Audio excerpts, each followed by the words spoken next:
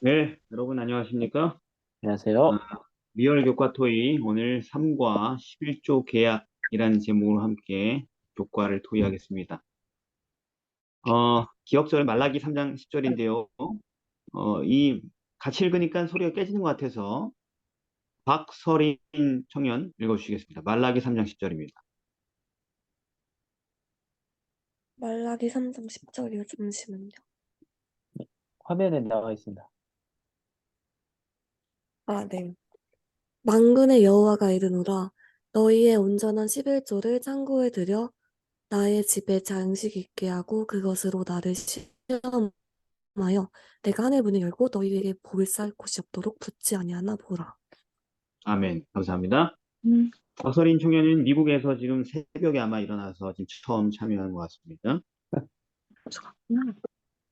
그래서 오늘은 이제까지 우리가 헌금이나 뭐 11조 얘기도 좀 나왔었고, 예, 청지기 관련된 내용 중에서 제일 중요한 11조에 대한 본격적인 얘기 이제 3과에서 하게 되는데, 지금까지 이렇게 차곡차곡 쌓아온 거예요. 성서적인 근거가 뭔지 이런 얘기를 하는.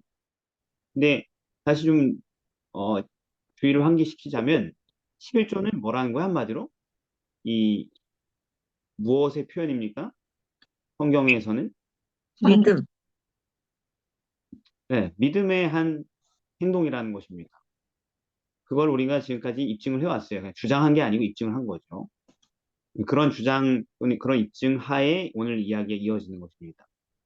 오직 하나님 나라는 믿음으로만 받는 것인데 그 믿음이란 성서적인 의미가 뭐냐? 순종이다. 하나님의 모든 뜻에 대한 순종이다. 하나님의 모든 뜻 가운데 중요한 한 가지 어, 조항이 있었는데 그게 뭐냐? 11조 헌물이다. 이런 얘기를 했었고 오늘 11조에 대해서 좀 상세히 살필 것입니다. 11조가 되게 재밌는 얘기잖아요, 여러분. 그죠? 그렇죠. 네, 현실적인 얘기니까, 돈 얘기니까 이게 재밌는 거니까 여러분 뻣뻣하게 하지 마시고 자유롭게 하시길 바랍니다. 네. 그래서 이제 말라기 3장 10절, 너희의 온전한 11조를 창고에 들여 나의 집에 양식 있게 하라. 나를 시험하라. 내가 너희에게 복을 붙지 않나 봐라. 이 한 구절에 굉장히 많은 오늘 내용들이 다 집중되어 있습니다. 이런 얘기는 말라기 구약 마지막 시대 때 한 얘기겠지만 언제나 그렇다는 거예요. 항상 교회들이 형편이 영성이 떨어지고 믿음이 무너질 때마다 똑같은 일의 반복이라는 거예요. 그래서 엘렌 화이트 시대에도 위대한 선교 사업이 매년 증가하고 있는데 그랬겠죠. 그죠? 그때는 선교 사업이 점점 확장되는 시대였으니 그런데 많은 사람들이 11조 전체를 들이지 않고 있으며 어떤 이들은 일부분을 움켜잡고 있음을 나는 보았다 이런 얘기를 해요. 증언의 말씀 가운데. 그러면 그때도 그랬는데 지금 어떨까요? 똑같아요. 똑같겠죠. 그죠? 네. 예. 근데 이걸 뭐 그러고 있는 사람들을 막 수색해가 찾아가지고 혼내려고 하는 그런 의미가 아니고 이 말씀이 그것은 11조에 대한 오해와 또는 무지가 굉장히 많다는 의미이기도 합니다. 그래서 오늘 좀 그걸 살펴보도록 하겠습니다. 일요일로 넘어가겠습니다. 11조. 11조가 정확히 뭡니까? 10의 10분의 1을 하느님께 구별해서 드리는 거. 네, 그러니까 우리의 모든 소유와 수입의 10분의 1은 노아의 누구다? 하나님의 것이다. 하나님의 것으로 구별되었다. 이게 11조죠. 그러니까 일반인들에게 무슨 날강도 같은 소리냐 이렇게 얘기하겠죠. 10%라니 말 같지도 않은 1%라 그래도 기분 나쁠 텐데 근데 이것은 어떤 전제하에서만 우리가 자연스럽게 받아들이는 얘기예요? 하나님을 믿는 것. 믿는 사람들에게 자연스러운 거예요. 안 믿는 사람들은 그렇게 느껴도 돼요. 근데 믿는 사람들이 이렇게 느끼는 것이 문제라는 거예요. 음. 자, 그런데 이 11조가 전 세계적으로 기독교계에서 잘 드려지고 있을까요? 아니면은 안 드려지는 걸로 지금 정해져 있을까요? 대부분. 잘 안 들여지고 있는 걸로. 아니, 제 얘기는 잘 거치고 있느냐의 문제가 아니고 이것을 전 제대로? 세계 교회에서 규정으로 삼고 있을까요? 아니면 규정에서 뺐을까요? 어, 잘 모르겠는데요. 규정 그렇죠. 네. 교정으로 삼고 대체로 있지 않을까요? 하고 있지. 요, 아니요, 아닙니다. 그러니까 아니에요? 우리가 우물안 개구리라서 그래요. 세계적인 기독교 추세는 11조를 폐지했습니다. 아, 어, 오, 워낙 많은 교파가 있지만 세계적으로 11조를 하나님의 뜻이라고 강조하고 있는 나라는 어디밖에 없어요? 한국? 우리나라? 여기밖에 우리나라 없어요? 개신교밖에 없다는 거예요. 전 아, 세계적인 추세가 11조는 하나님의 것이다. 내라 마라 뭐 이렇게 하는 데가 거의 우리나라만 지금 들어오고 있다는 거예요. 이건 개신교계 전체의 의견입니다. 그런데 음, 그러니까 우리 한국 교회들은 대형 교회들부터 시작해서 11조를 굉장히 강조하는 거죠. 그래서 한국 교회들도 지금은 어떤 분위기냐면 어, 진보와 보수가 나눠져 있잖아요. 교회도 그죠? 네. 진보주의층은 11조를 폐했고 음, 보수적인 사람 교단들이 11조를 주장하고 있어요. 그런데 진보 입장에서는 11조가 아주 사악한 거예요. 11조가 진짜 하나님이 옛날에 없앤 건데 어, 돈에 미친 대형 교회들이 사람들의 재산을 뜯어먹기 위한 합리화하기의 어떤 음, 툴로서 이걸 세뇌하고 가르쳐가지고 사람들의 큰 수입을 강제로 뜯어가서 부를 착취하고 있다. 이런 입장이에요. 11조를 음, 폐한 교단들은. 11조를 폐한 교단들은 진보적인 좀 앞서가는 말하자면 사람들은 이제 그런 건 옛날에 다 끝났고 없어졌고 우리의 의무가 아니고 음, 어, 우리는 그냥 자원하는 마음으로 즐겨 자유롭게 헌금 드린다. 이거예요. 그냥. 음, 자, 이런 좀 기본적인 분위기를 알고 우리 이야기를 해야겠죠. 그죠? 네. 그러니까 음, 11조가 그러니까 그 사람들 얘기는 11조가 더 이상 우리 신약 백성의 의무가 아니라는 거예요. 말하자면. 그럼 11조가 제도가 언제 시작됐습니까? 창세기 4장 4절 말씀이요. 창세기 4장 4절에요? 네? 네. 예, 뭐라고 써 있습니까? 아이고야. 창세기 4장에 그런 얘기가 있어요? 11조 아, 얘기가 있어요? 그러니까 그 거슬러 올라가면 첫 그 11조에 관한 어떤 기원이라고 해야 되나? 첫 시작? 11조가 있었나? 창세기 4장. 그게 아니라 제물을 드리는 장면 같은데? 잠깐만요. 제사 드리는 장면이요? 네. 네. 4장 아닌가요? 4절에 예물을 드렸다. 아니면 네, 음, 좋은데 이렇게 얘기하면 진보 성향인 교인들은 되게 막 분노가 일어나겠죠. 여기 11조란 말이 어디 있냐고. 음. 그러면 창세기 14장. 네, 창세기 14장에 그죠? 네. 누가 먼저 드렸습니까? 제일 처음이 아, 아브라함이 멜기세덱에게 전쟁을 마친 후 드리는 장면이 나오죠. 아브라함이 그 네. 얻은 것에서 10분의 1을 멜기세덱에게 주었더라.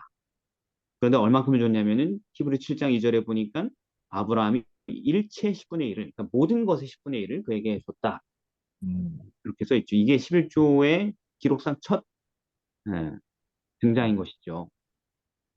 그런데 제가 그리고 이제 그 다음에 야곱 이야기에서 나오죠.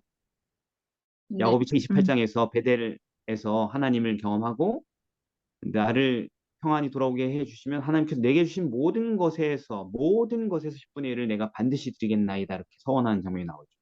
음, 그리고 안 나오다가 모세 시대에 가서 처음으로 등장하죠. 레위기에 27장 30절 땅의 10분의 1은 여호와의 것이다.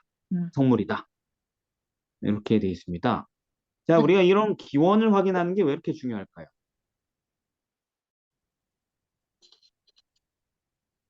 이 11조가 레위인에게만 국한된 것인지 하나님을 믿는 모든 백성들에게 다 국한된 것인지에 대해서 명확하게 할 수 있기 때문에 그걸 확인하는 게 뭐 우리랑 무슨 상관인데요?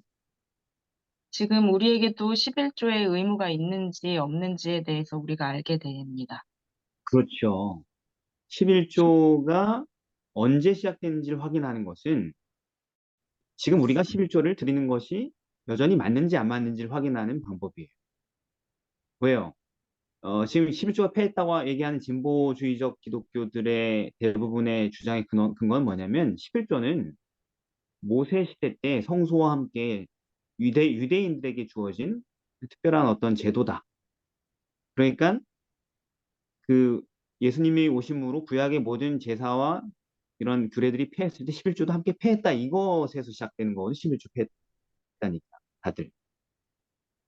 그런데 저걸 폐한 거를 자꾸 저렇게 부활시켜서 돈 뜯어먹으려고 저렇게 하고 있는 거다. 이렇게 얘기한단 말이에요, 다들. 근데 성경을 보니까 그렇지 않은 거죠. 네. 제사제도, 그러니까 성소가 있기 전부터, 유대인들이 따로 구별되기 전부터, 유대인이 존재하기 전부터 11조가 존재했다라는 걸 성경은 말해주고 있다는 거죠. 그렇게 되면 그 제도가 유대인에게만 국한된 게 아니고 유대인이 존재하기 전에 모든 하나님의 백성들에게 존재했고 그 얘기는 지금 우리가 하나님의 백성이라면 여전히 우리에게도 유효한 하나님의 말씀이라는 것을 입증하는 거기 때문에 그렇습니다. 그럼 정말로 11조는 언제부터 시작됐을까요? 창조 기록상은 때부터? 아브라함이 처음인데. 예. 창조 때부터? 예. 그걸 어떻게 알 수 있을까요? 항상 인간이 모든 거를 다 할 수 있어도 하나씩 할 수 없는 것들이 있었는데 음, 마치 에덴 동산에 선악과가 있었던 것처럼 하나님께서 제사를 드리라고 했었던 것처럼 네. 인간이 다 누리고 다 다스리고 다 가질 수 있으나 하나님께 구별해야 되는 것들이 항상 있어 왔던 것 같아요. 네. 있었던 것 같다.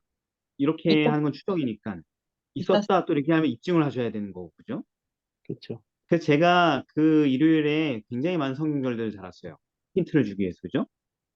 네. 네. 그래서 창세기 4장 7절을 쓴 이유는 뭐냐면은, 그러니까 예를 들어서 10계명이 폐했다고 생각한단 말이에요. 11조가 폐했던 사람, 얘기하는 사람들은. 왜냐하면 음, 10계명도 하나님께서 근데 출애굽한 백성들에게 줬기 때문에 그 백성에게 준 거지 모든 우리에게 주는 의무가 아니다 이렇게 믿는단 말이에요. 근데 10계명의 계명들이 이미 창세로부터 존재했다라는 증거를 얘기한 거예요. 창세기 4장 7절에 뭐예요? 살인하지 말라 라는 얘기는 이미 있었다.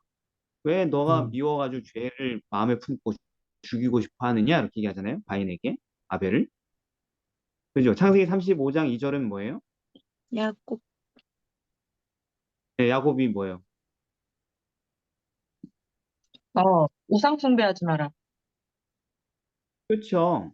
너희 우상을 다 버려라 이렇게 얘기하잖아요. 우상 숭배하지 말라는 계명은 먼 미래에 주어지는 것처럼 보이지만 이미 존재했다는 거죠. 개념이. 우상을 품고 있으니까 죄가 되니까 버리라고 하죠. 창세기 39장 9절은 뭐예요? 요셉 이야기죠.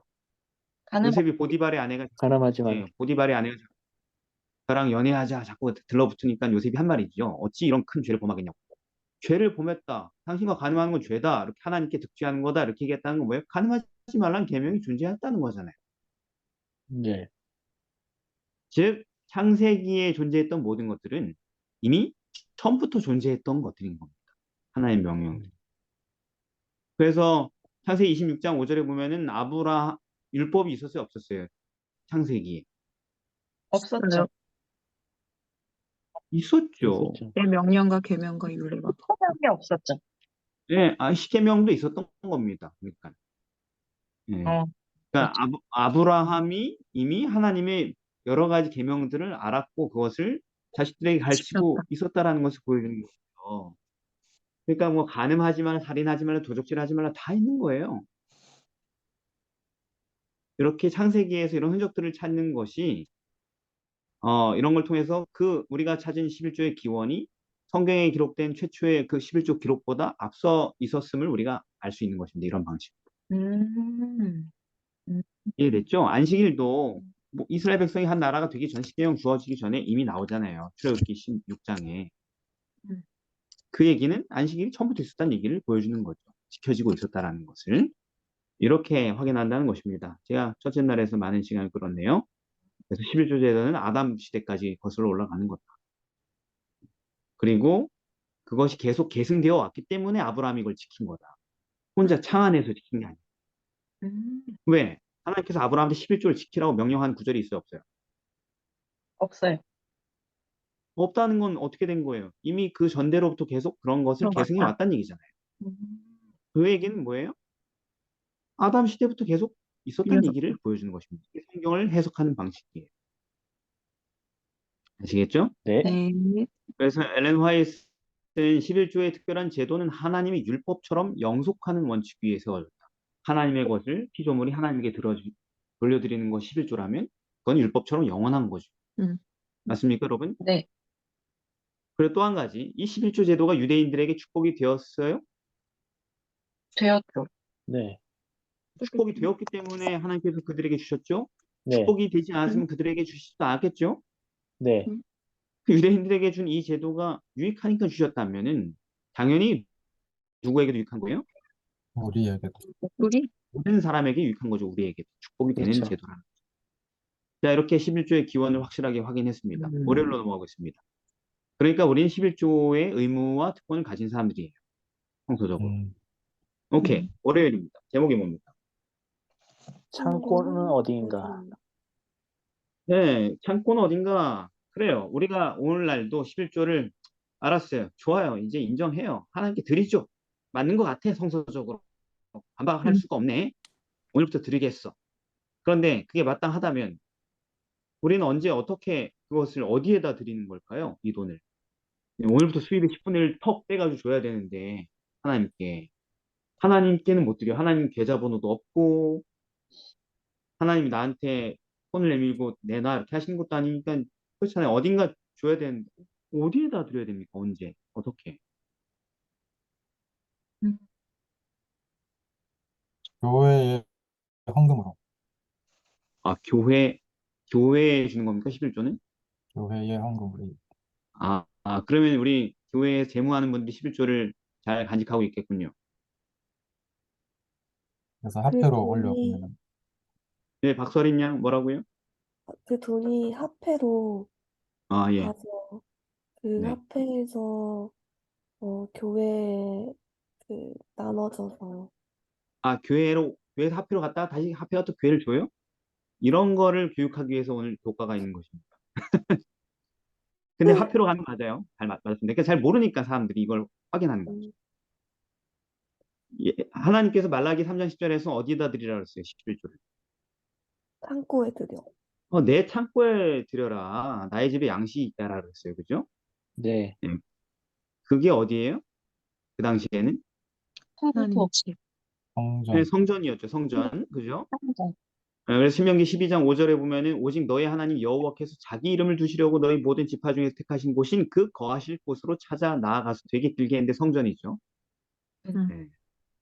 성소로 가서 12장 6절에 너희의 11조를 거기에 가져다 드리고 또 12장 11절에 택하실 그곳으로 나의 명하는 모든 것을 가지고 갈지니 그 중에 하나가 뭐냐? 11조다. 여러 가지 예물 중에. 이렇게 성경은 그 당시 옛날에 하나님의 성소, 하나님의 성전에 11조를 가져다 갔다. 이렇게 얘기하고 있습니다. 성소일 땐 성막성소로, 성전일 땐 성전으로 갔겠죠. 네. 자, 그러면 그게 지금 성전이 있어요, 없어요? 교회. 없죠.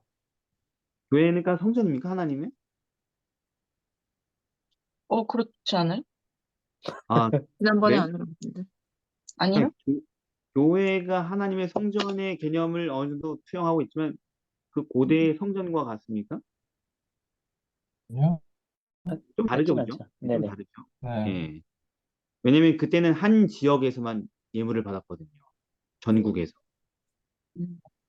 그럼 그걸 언제 갖다 드렸을까요, 그 사람들?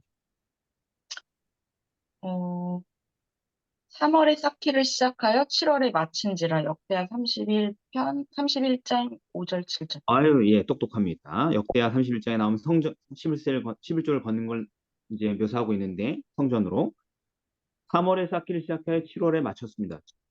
7절에. 왜 3월에 쌓기를 시작해서 7월에 마쳤습니까? 3월이 77절, 오순절 이런 거 있는 때고 7월이 네. 장막절. 그게 한번 뭐 하는 절기예요? 장막절은 이제 절기 끝나는 거, 하늘 가는 때 아니에요? 네, 맞습니다. 3월에는 6월절, 매추절이 있었고, 그죠? 그 다음에 7월에는 수장절이 있었죠. 초막절이라고도 하고. 근데 이것들이 다 무슨 절기냐면은 추수감사절기예요. 용사력으로 봤을 때. 봄에 한번 추수하고, 6월절 맥주절에. 그리고 또 몇 달 지나서 7월에 연말에 다시 한번 추수를 했죠. 수장절에, 추막절에. 추수해가지고 3대 절기에 항상 뭐 하게 돼 있어요, 사람들은? 예루살렘에 올라가게 되지. 네, 성소로 전부 다 이동합니다. 그죠? 전, 전국적인 집회를 하기 위하여서. 그래서 성소에 모여가지고 모든 남자들이 매년 3차 절기를 지키기 위해서 갔을 때 그때 뭘 드렸다는 거예요? 11조를 드렸다는 것입니다. 하나님의 성소에. 아, 그러니까 오늘날로 치면은 11조를 1년에 두세 번 드렸다는 얘기예요, 이 사람들이. 우리는, 우리는 보통 몇 번 드려요? 한 달에 한 번? 한 달에 한 번. 그러니까 이 차이가 뭡니까, 여러분? 언제 우리가 11조를 드리는 겁니까, 말하자면. 그냥 수입을 그죠? 간단합니다. 수입이 발생할 때 있을 때. 11조를 드린다는 거죠. 이 사람들은 농사 짓는 사람들이었기 때문에 수입이 1년에 두세 번밖에 발생하지 않았죠. 네. 웬만하면. 예. 그런데 우리는 이제 요즘 월급 단위이기 때문에 수입이 그렇게 발생하는 거죠. 근데 만약에 일당으로 일하는 사람이면요. 내가 노가다꾼인데 그날 매일 일당이에요. 그럼 11조 어떻게 내면 되는 거예요? 그날 일주일에 한 번. 예. 그날 계좌이체로 할 수 있는 요즘 시스템은 가능하고 네. 안 되면은 모아놨다가 맞아. 일주일에 안식일에 교회 갈 때 낼 수 있겠죠. 네. 이런 식으로 수입 발생할 때 드리는 게 11조라는 것입니다.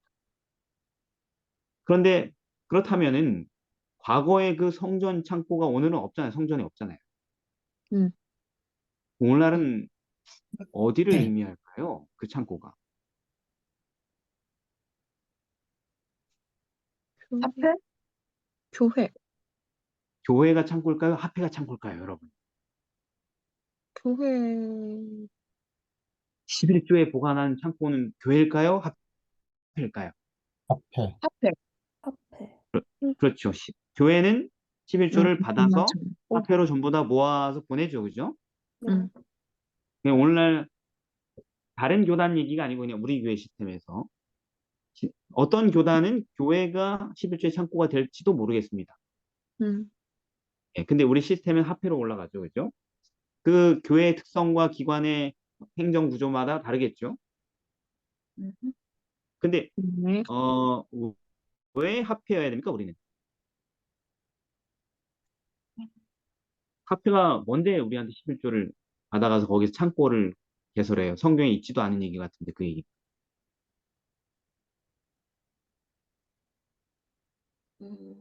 여기 교과의 내용이 성경에 나타난 중앙창고 원칙에 따라서 네. 이게 이루어지고 있고, 이게 이제 화폐가 이제 창고의 의미가 있긴 한데, 근본적으로는 이제 가는 거는 이제 대총회까지 이제 올라가는 거죠.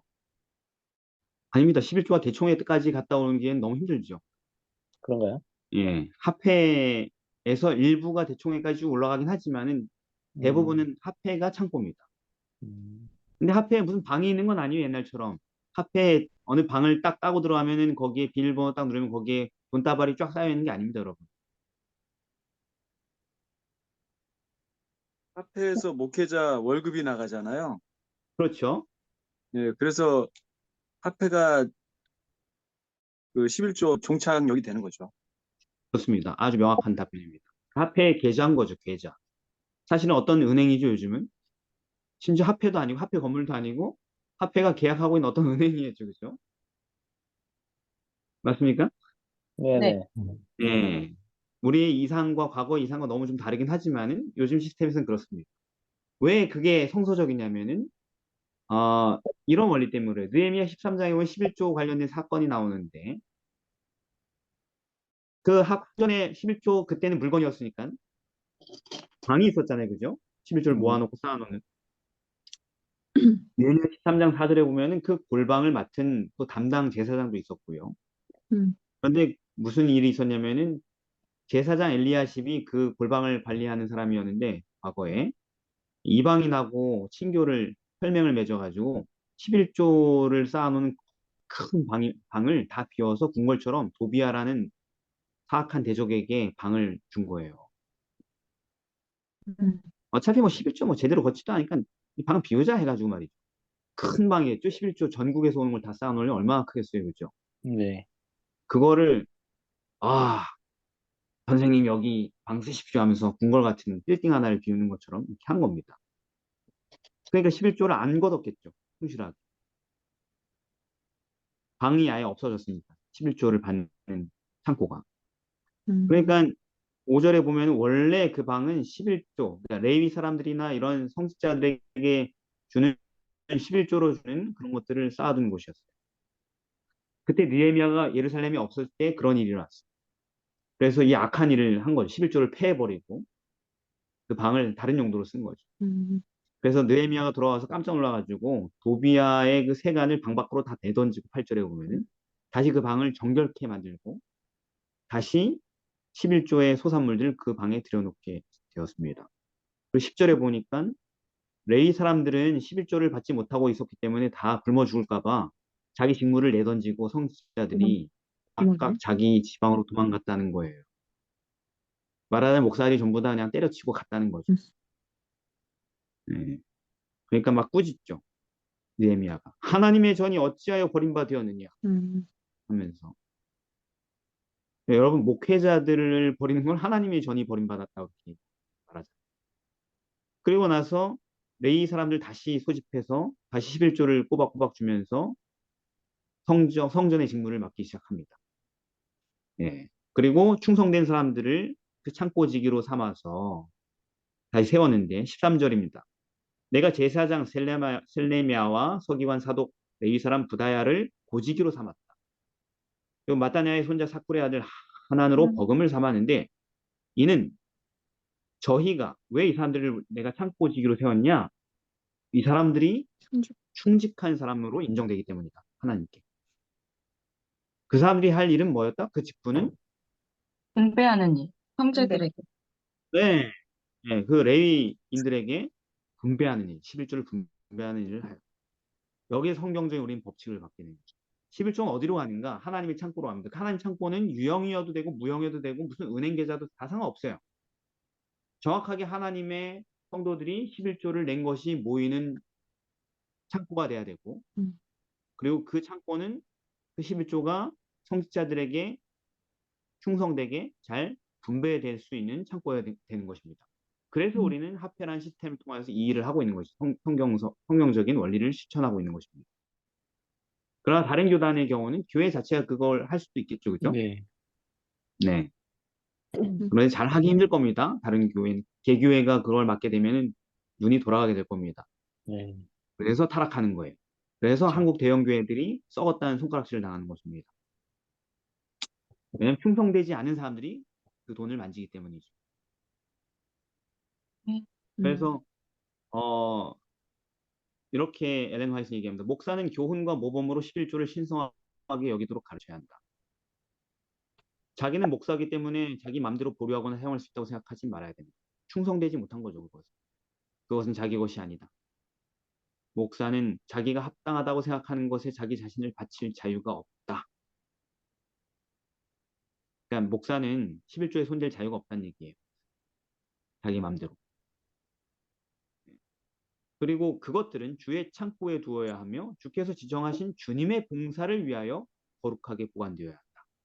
네, 그렇게 시스템이 된다면 그것이 주님의 창고라는 거죠, 오늘날. 네. 자, 납득이 되죠? 네. 네.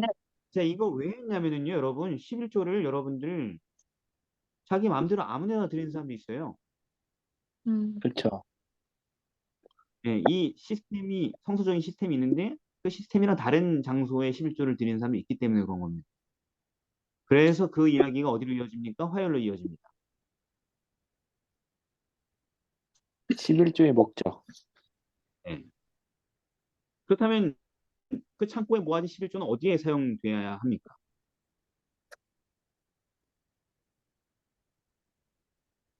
목사님 급여로. 옛날에 아니, 구약에서는 레위 자손에게 기업으로 줘야 됩니다. 민수기 18장, 21장. 감사합니다. 민수기 18장 21절. 11조를 레위 자손에게 기업으로 다 주어서 11조는 그 당시 성소봉사라고 했던 레위 자손에게 기업으로 다 주는 겁니다. 다른 데 주는 게 아니에요. 그래서 그들이 하는 그 업무, 곧 회막, 성막에서 하는 일을 감난이 아, 성막 봉사자들의 보수로 주는 것이 11조의 하나님의 뜻이었다는 것이죠. 그런데 지금은 성막 사역이 없는데요? 회막이 없는데요? 목사들이 사기치는 것 같네? 자기들 거라고? 자기는 성막 봉사 하지도 않으면서 돈 뜯어가려고 이런 궤변을 부리고 있는 거 아닌가요?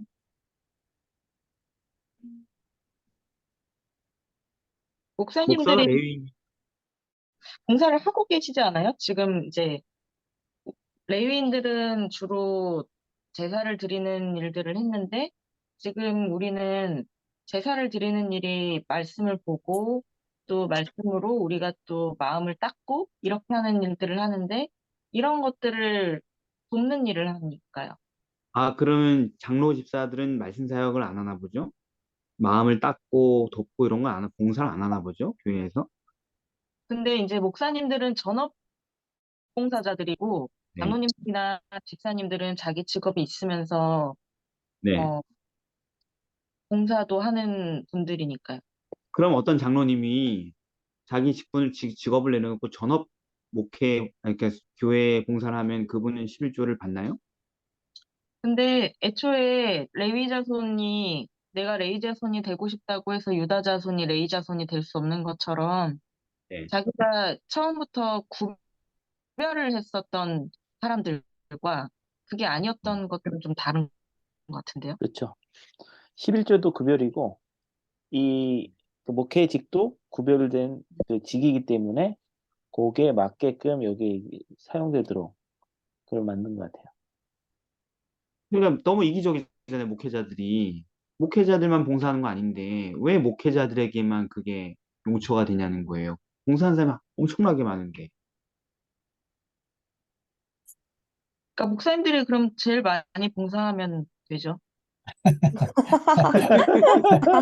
에이. 질문에 자, 성직자라는 말이 있잖아요. 성직자. 하나님이 그렇게 정하셨으니까 그런 겁니다. 성직자 계급이 따로 있는 건 아니잖아요. 모두가 다 거룩한 사업을 하는 사람들이잖아요. 그러면 목사님이 월급을 받는데 또 11금에서 또 받으시는 거예요, 그러면? 아니요. 목사의 월급은 11조로 받는 겁니다. 성도들이 낸. 음, 우리 교회 황병현 집사가 저에게 월급을 줍니다. 지난 10몇 년. 아, 탁보직이죠, 일종의. 그 음, 팀이죠. 재무팀, 합회 재무팀이고. 자, 이게 제가 왜 물어보는 거냐면요. 레위인들이, 제사장들을 포함한 레위인들이 하고 있는 그 사업이 뭐였냐? 성막에서 하는 일이 그냥 노가다였는가? 아니요. 그들이 하는 것이 그 당시에 복음 사업이었습니다. 말씀 사역이었어요. 음, 사람들의 영혼을 구원하기 위한 복음을 전하는 사업이 그들의 사업이었던 거죠. 성막을 잘 이해하면 그게 무슨 말인지 알게 됩니다.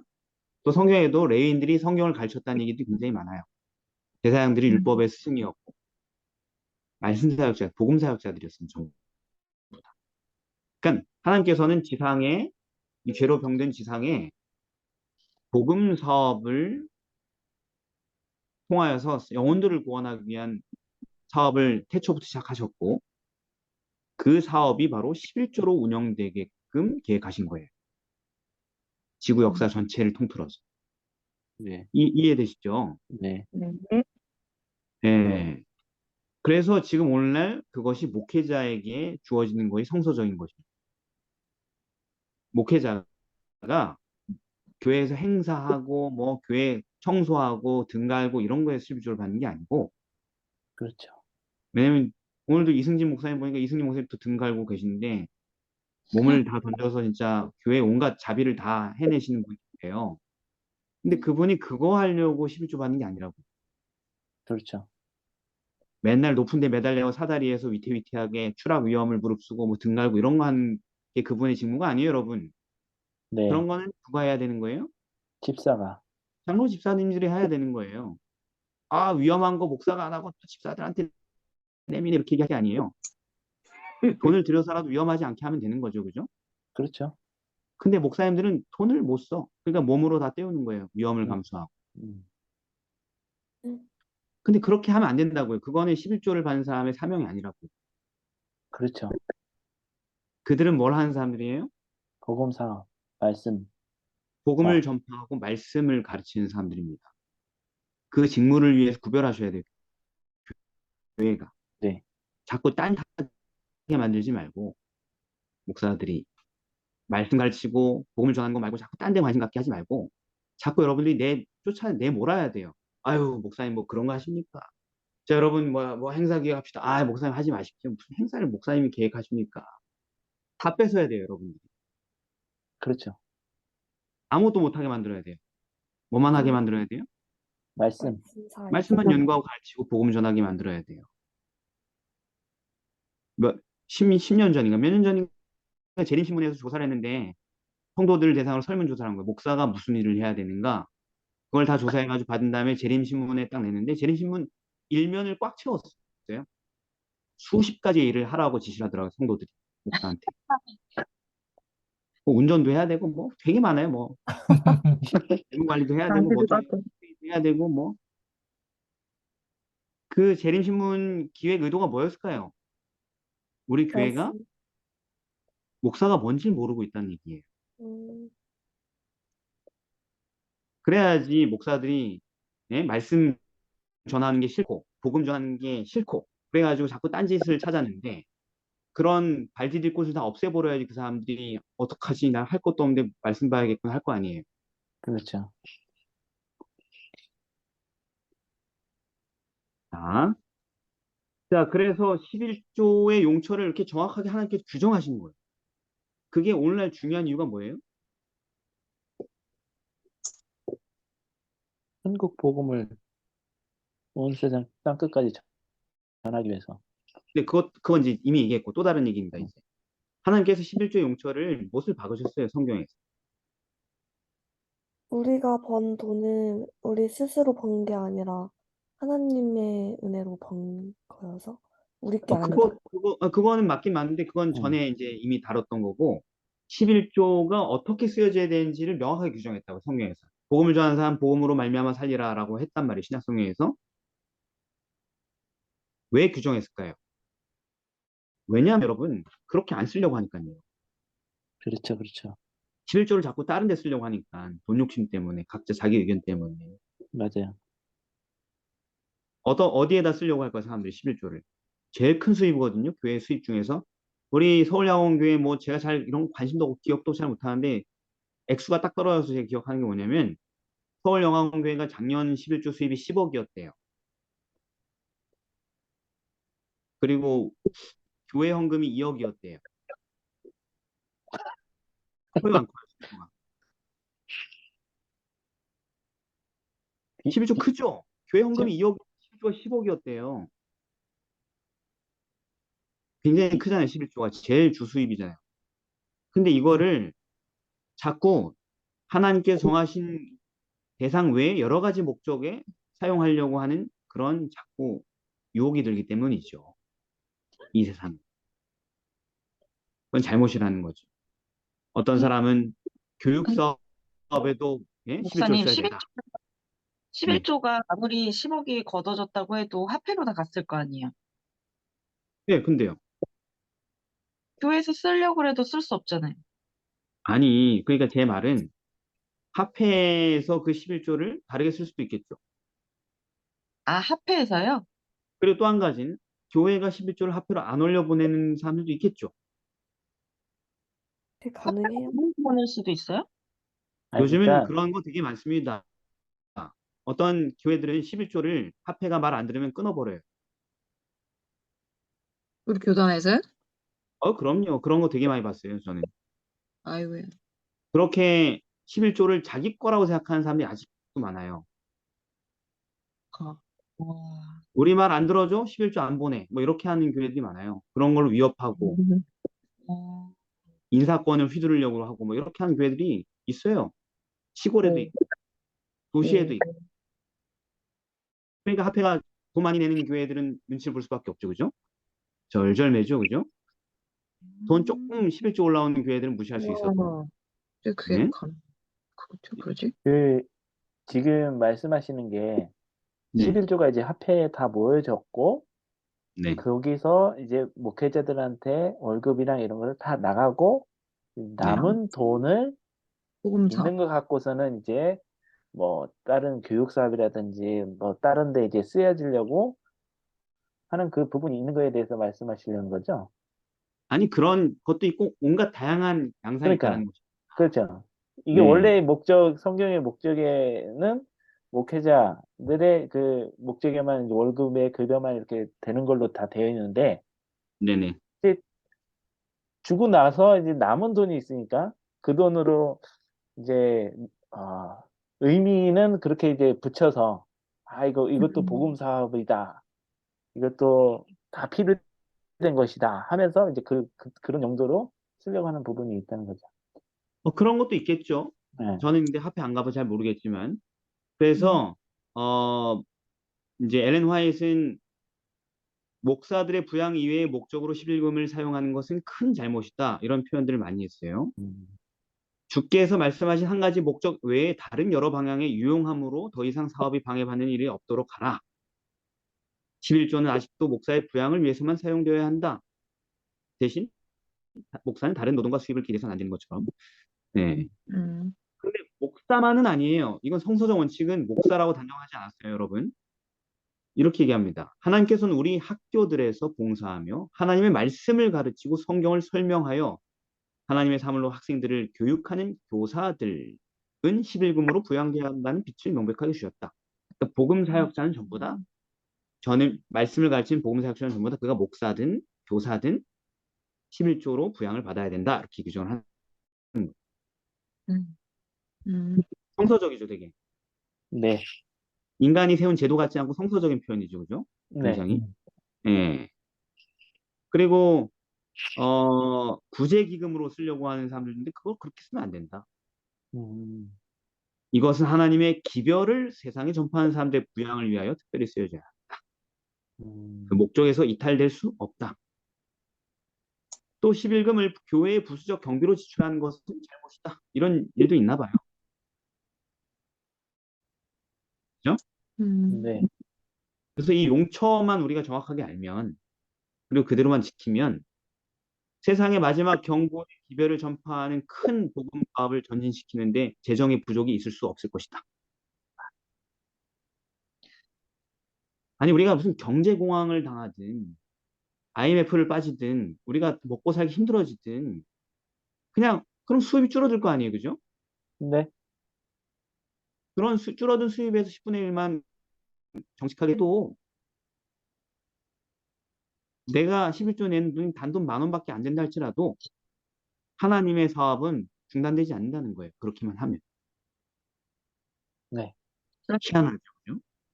네. 음.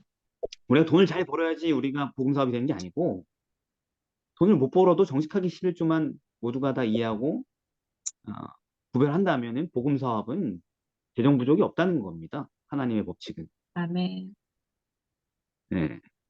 또 그렇게 되면 어떻게 되느냐?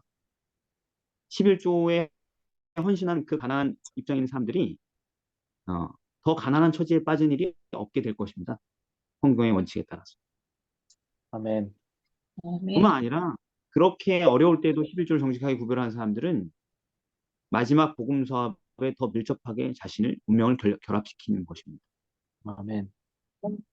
그래서 디모데전서 6장 19절이 이루어지게 되는 거죠. 장래에 자기를 위하여 좋은 터를 쌓아 참된 생명을 취하게 될 것입니다. 그런 11조는. 자, 근데 이제 한국 개신교회가 요거도 먹는 이유는 뭐예요? 11조를 자기 사리사욕을 위해서 쓰니까요. 네, 그래서 타락한 거예요. 그래서 재림교회는 지금 굉장히 합리적인 시스템인 것입니다. 성서적으로. 네, 그렇게 할 수 없기 때문에 사욕을 채울 수 없는 하나님의 창고에 있기 때문에 그렇습니다. 근데, 자, 성직자들도 11조를 내야 되죠? 근데 네, 왜요? 그렇게 해야 성직자 가족들도 뭐 먹을 수 있는 거다 이렇게 써져 있는데. 성경에 이렇게 써 있으니까. 네. 민수기 18장 26절 너는 레위인에게 말하라. 네가 이스라엘 자손에게 취하여 11조를 받은 그것을 받으면 11조에 또 11조를 하나님께 드리라. 그죠? 네, 음.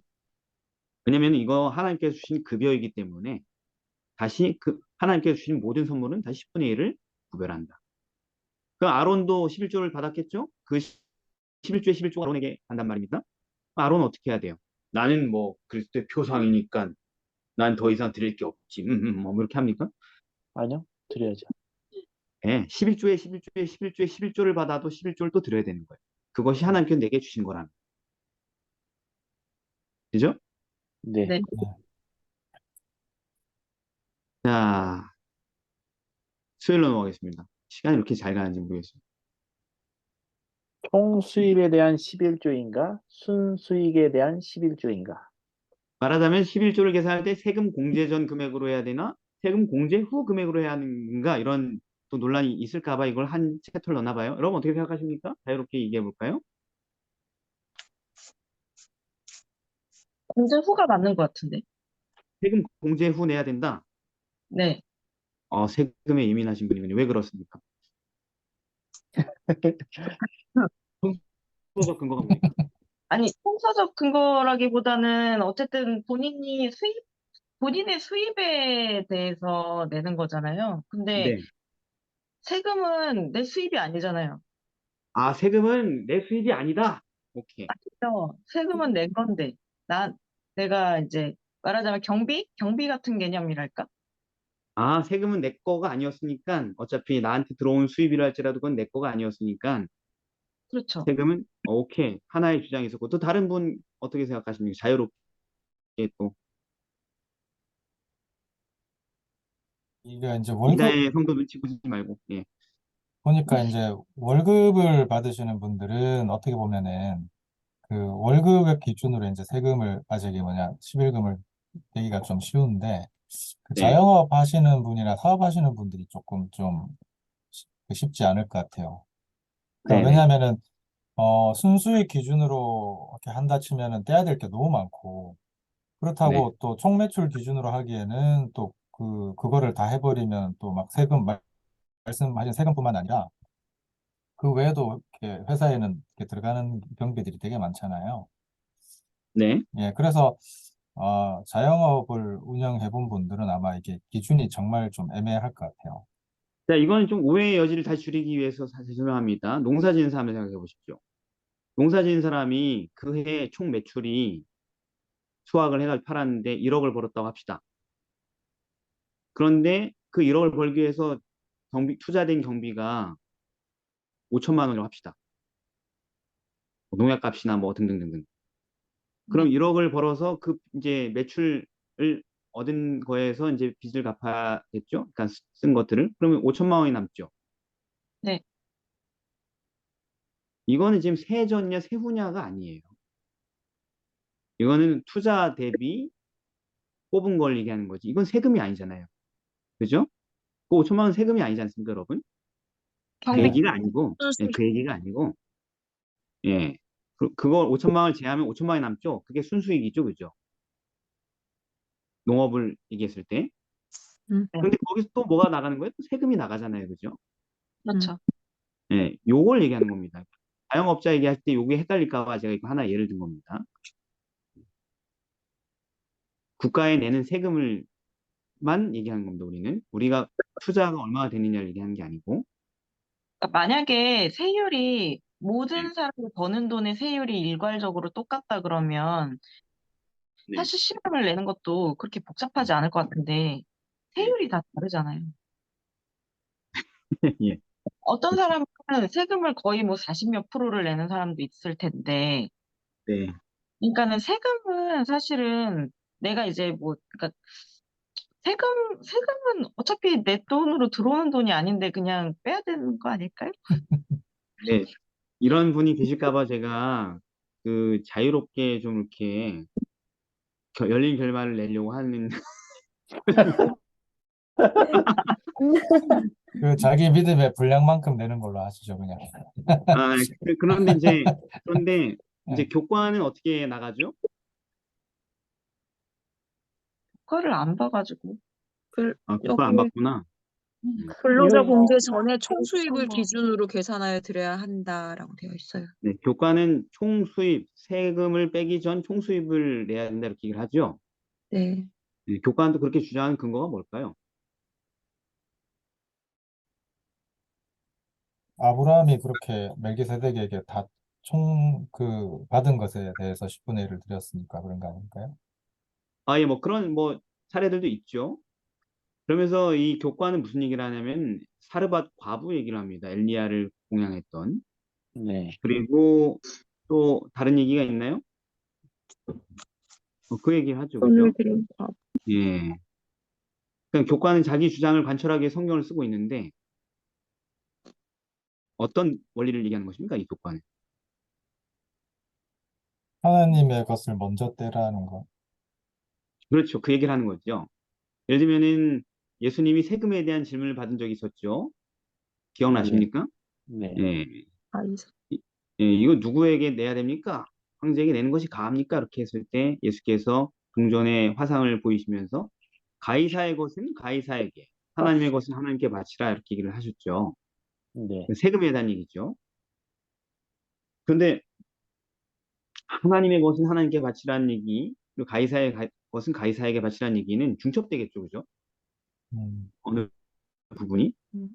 그래서 성경은 계속 뭘 얘기하고 있냐면 이 사르밧 과부 얘기도 마찬가지인데 이 세금이라는 것이 그냥 의미 없이 뜯기는 것이 아니고 결국 내가 살아가는 나의 삶의 어떤 정황과 복지, 여러 가지 서비스를 이용하는 대가로 지불하는 것이라고 한다면 세금도 내가 어, 지출하는 거니까 좀 비정상의 40% 세금이 뭔지 모르겠는데 제가 안 내봐서 그런 건 좀 너무 파격적인 양인 것 같아서. 예, 근데 이 대부분의 어떤 세금이라는 것이 내가 예를 들어서 뭐 건강보험, 그죠? 이런 것들이 전부 다 결국 내가 사용하는 어떤 서비스잖아, 이 국가에 살면서. 그렇죠. 그리고 세금 비율이 높은 국가들은 사회복지 시스템이 더 잘 돼 있죠. 네. 네, 내가 어려움을 당했을 때 바로 구제를 받을 수 있죠. 그런 것이라면 그것도 내가 지금 지출하고 있는 것이다. 그렇기 때문에 먼저 하나님의 것을 먼저 나는 뗀다. 이런 얘기를 이제 하려고 하는 거죠. 그리고 그 세금도 내가 나를 위해 지출하는 개념이라고 한다면 그것은 총수입에서 먼저 하나님께 11조를 드린 다음에 나머지 세금을 드린다라는 원리를 지금 주장하고 있는 것이죠, 교과에서는. 근데 그 말이 틀린 거 아니에요. 맞아요, 성서적으로. 네. 근데 만약에 이제 이다희 성도가 얘기한 것처럼 어려운 상황이 되는 것은 아마도 이 세상 그 세금 구조 자체가 뭔가 비정상적이기 때문에 그런 충돌이 일어나겠죠. 그렇죠. 예를 음, 들어, 아까 물론 모두가 다 그렇진 않겠지만, 네, 사실은 그 종합소득세율도 제일 높은 거는 거의 45% 이렇게까지 내야 된단 말이에요. 그러면 네네, 그렇게 내는 거에서 그 건강보험료나 연금이나 이런 것들도 그냥 정상적인 수준으로 낸다고 하면 괜찮은데 네, 똑같은 보험 서비스를 받고 있지만 누군가는 그걸 6만 원을 내고 받지만 누군가는 300만 원씩을 내고 받는 사람도 있는 거예요. 네, 똑같은 건강 서비스를 받아도. 근데 네, 이제 그런 것들까지도 어차피 내가 누리는 서비스이기 때문에 이것까지 나를 수입으로 보고 내야 된다라고 하면 사실은 만약에 전체 수입이 100이었을 때 한 40 몇 프로를 세금을 내고 또 100 중에서 10%를 11조를 떼면 본인이 가져가는 돈이 50%도 남지가 않는 거예요. 네. 그런 경우들도 사실 생겨서 일괄적으로 약간 만약에 그런 부분에서 아, 이 정도는 내가 복지로 썼던 돈인 것 같아. 이 정도는 내가 수입으로 쳐야지. 라고 생각하고 올리는 돈이 좀 사람마다 좀 다를 수 있지 않을까라는 생각이 들어요. 네, 그럴 수 있겠죠. 그 사회 구조마다.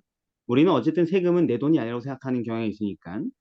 그냥 뜯긴다고 생각하는 경향이 있으니까 누구나. 예. 근데 어쨌든 성경의 원칙을 성경의 원칙, 성경에 제시하는 바는 뭐냐면 최상의 것을 얘기를 하고 있습니다. 그 여자는 마지막 음식이었어요, 그게. 자기들을 위한 복지로서 마지막 음식이었는데 엘리야는 되게 무리한 걸 요구하죠. 그거 하나님께 바치라. 엘리야가 뭐예요? 말씀 사역자잖아요. 복음 사역자. 나를 먼저 먹여라. 그 후에 너희가 먹어라. 근데 그 사람들이 그 최후의 복지 기금을 자기를 위해 쓰려고 했는데 그걸 쓰고 나서 죽을 생각이었죠. 더 이상이 없으니까. 그런데 먼저 그것으로 나를 위하여, 즉 그 모든 자신을 위한 복지보다 우선되는 하나님의 것, 복음 사역자의 부양 의무를 실행해봐라. 그러면 너희가 그 통의 가루는 다하지 않고 병의 기름은 없어지지 아니하리라. 즉 이제까지 너희들이 냈던 어떤 세금과 지출로도 보장받을 수 없었던 진정한 복지가 확보될 것이다. 라는 놀라운 말을 줬죠. 그리고 실제로 그렇게 됐죠. 그죠? 예. 그러니까 약간 이런 예시가 있으니까 할 말이 없더라고요. 아니, 지금 할 말 없게 만들려고 그러는 건 아닙니다. 왜냐하면 우리 이다혜 성도가 어떤 세금의 압박을 하는지가 상상이 안 되기 때문에. 예. 그리고 이제 더 충격적인 사례가 두랩돈이죠. 아, 그렇죠. 할 말이 예, 없어 가난한 과부는 얘기를 할 네, 예, 아니, 그러니까 괜찮아요. 우리 재밌잖아요. 그 구차한 중에서 자기의 모든 소유 곧 생활비 전부를 넣었다 이런 얘기 표현이 뭐냐면 세금을 통하여서 얻을 수 있는 모든 복지를 다 갈아 넣었다 이런 얘기죠 말하자면. 그렇죠. 예, 하나님의 나라에. 근데 이걸로 가려는 게 아니야. 잘 끝까지 들어야 돼. 그러면서 이제 결론이 뭐냐? 이제 이건 왜냐면 이다의 성도만 혼자 얘기했기 때문에 반대쪽 주장도 들어본 겁니다. 말이 이제 없네. 결론 내겠습니다. 엘렌 화이트 이렇게 얘기합니다. 필요한 분량에 대해서 말하면 하나님께서는 수입의 10분의 1이라고 명확히 기록하셨다. 그런데 이것은 사람들의 양심과 자존심에 일임이 되는 바, 음, 이 11조 제도에 대한 저희의 판단은 자유롭게 하도록 해야 한다. 음, 그리고 11조가 양심의 자유에 맡겨지는 한편 계획은 모든 사람이 똑똑히 할 수 있을 만큼 세워진 것이다. 강요되는 것이 아니다. 이렇게 얘기했어요. 이게 결론이에요. 음, 11조 너 얼마 냈어? 너 얼마 내야 돼? 이렇게 서로 규정하면 안 된다라는 것입니다. 음, 근데 모든 사람이 이성과 양심으로 하나님께서 원하시는 것이 뭔지 똑똑히 밝혀야 된다는 거죠. 그래서 각 사람이 자기 양심껏 할 수 있게. 그래서 교회가 할 수 있는 건 뭐냐면 그저 우리의 이성과 우리의 선한 양심에 진리를 호소하는 것까지가 우리의 의무다. 아멘. 12조를 냈니 많이 하면서 사람을 압박하는 것은 교회의 의무가 아니다. 권리도 아니고. 됐죠? 네. 네, 근데 문제는 뭐냐면 예수님 당시에는 11조의 의무가 되게 철저하게 이행됐잖아요. 그죠? 네, 그러나 그들은 백성들이 자신들의 의무에 대한 나름의 확신을 수행하도록 버려두지 않았다. 자유를 허락하지 않았다. 음, 음, 모든 경우에 독재적 제재가 가해졌다. 음, 예, 11조를 강요했다는 거예요. 계산하고, 강요하고, 너 갖고 와. 너 수입 얼마였지? 똑바로 해봐, 이거. 하면서 사람들을 숨막히게 했다는 거죠. 그건 하나님의 방식이 아니다라는 거죠. 그러면은 우리 교단 내에서 요즘에는 어떻게 하는지 모르겠는데 우리 교단에서 일하시는 분들은 11조가 다 떼가지고 나온다면서요. 뭐 아, 교수님이. 저는 오늘 월급 받았는데 늘 네. 보면 총수입의 11조가 떼어져서 나옵니다. 그러니까. 원천 총수입의 징수 같은 11조가 거. 떼어지고 원천 징수되고 그 다음에 뭐 각종 보험과 세금도 다 원천 징수된 남은 금액만 받습니다. 제, 그렇지 않은 거 아니에요? 네, 조승희 집사님.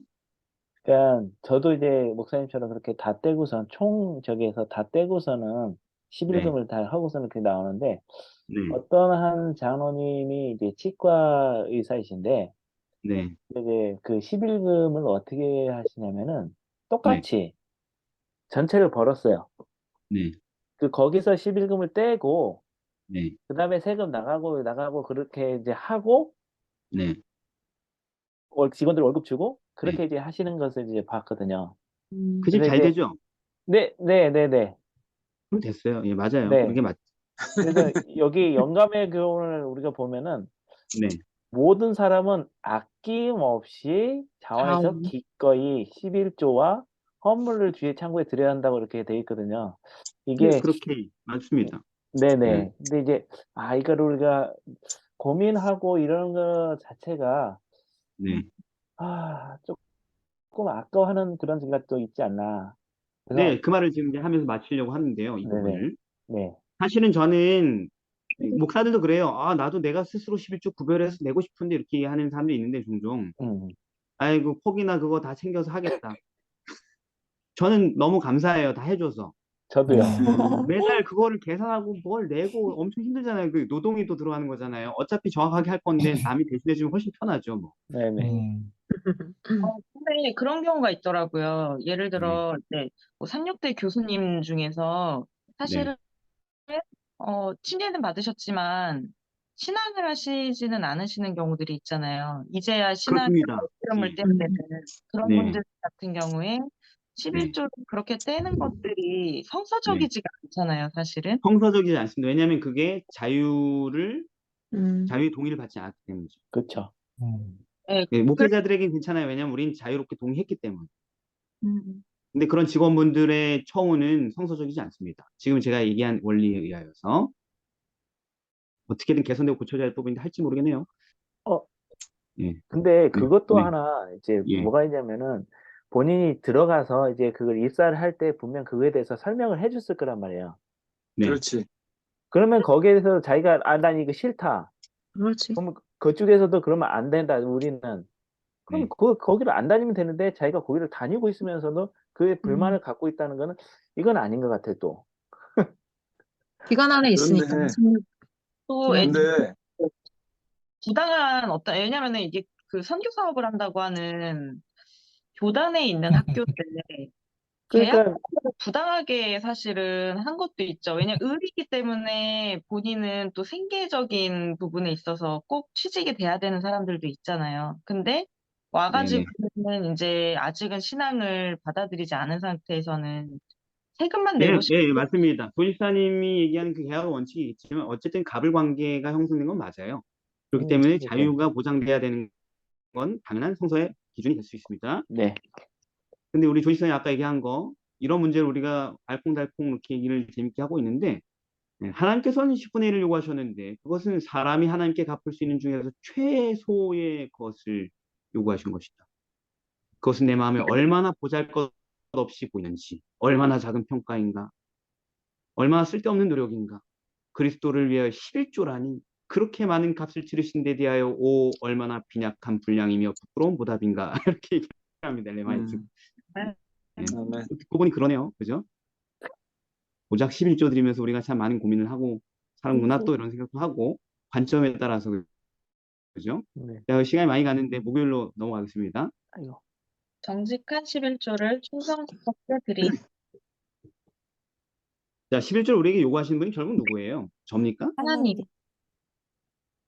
네, 결국 하나님이 여러분 개인에게 요구하시는 거고 그리고 대학이든 뭐 학회든 목사든 우리는 그냥 지식의 전달자일 뿐이에요. 우리가 하는 게 아니에요. 만약 하나님이 우리 개인에게 요청하신 게 분명하다면 우리에게 주어진 역할은 뭐밖에 없어요? 순종. 정직하게 드리는 것. 맡은 자들에게 구할 것은 충성이니라. 고린도전서 4장 2절 충성. 믿는 자에겐 충성밖에 없어요. 네. 자, 이제까지 우리가 하나님 명령을 살펴본 바에 의하면 우리가 이 제도에 충성해야 할 영역에는 어떤 것들이 있었습니까? 얼마를 드리냐? 어디에 어디에 드리냐? 드리냐? 어떤 용도로 이것을 드리느냐? 그죠? 네, 어떤 마음으로 드리느냐? 이런 것들이죠. 그죠? 네. 이런 것들 성서적 원칙만 잘 지켜지면 아무도 부를 축적하거나 뭐 나쁜 짓을 하거나 이걸로 뭐 할 수 있는 방법이 없습니다. 그죠? 올바른 일에만 쓰여지게 되겠죠. 그래서 이거는 굉장히 충성해야 될 영역이라면 굉장히 중요한 네. 부분이죠. 달란트 비유에서 주인이 그러지 않습니까? 잘하였도다 착하고 충성된 종아. 네가 이렇게 작은 일에 충성했으니 뭐 11조 이거 작은 건데 충성했으니 내가 많은 것으로 너에게 맡길 것이다. 내 주인의 즐거움에 참여하라. 이렇게 하죠. 주인의 즐거움에 참여하라는 얘기가 뭐예요? 영원한 나라에 들어와라. 들어와라. 네. 하나님께서 명하신 작은 일에 우리가 충성하는 사람이 된다면 하나님께서 우리를 칭찬하시고 우리에게 더 큰 것을 맡기시고 그분의 나라로 인도하실 것입니다. 아멘. 그래서 만일 우리 모든 사람이 성경을 있는 그대로 받아들이고 주의 말씀을 알고자 마음을 연다면 아무도 나는 11조 문제를 이해할 수 없어. 내 경우에 11조를 꼭 드려야 한다는 걸 이해할 수 없어. 라고 말하려 하지 않을 것이다. 이런 말이 있습니다. 네. 그래서 이것을, 이 중대한 문제를 잘 가르치는 것이 교회 장로와 직원들과 목사들의 의무인 것입니다. 강요하는 게 의무가 아니에요. 이 이치를 친절하게 가르쳐 주는 것이 의무입니다. 네. 하나님께서는 신앙은 고백하지만 참 회심하지 않은 60명보다 진리로 말미암아 철저히 회심한 사람 6명을 더 기뻐하실 것입니다. 11조에 관련된 문맥에서 나온 얘기예요. 네.